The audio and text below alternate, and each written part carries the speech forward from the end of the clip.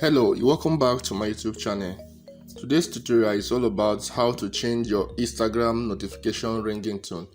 If you want to change the ringtone of your Instagram notification, the first step you ought to do is to log on to your Instagram app. Once you click on your Instagram app, before I proceed, remember to subscribe to this channel if this is your first time of visiting my channel.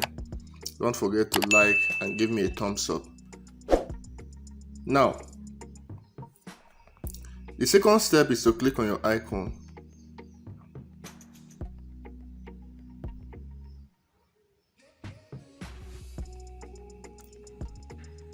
You now proceed and click on the three lines up there. You now proceed and click on settings. You go and click on notifications.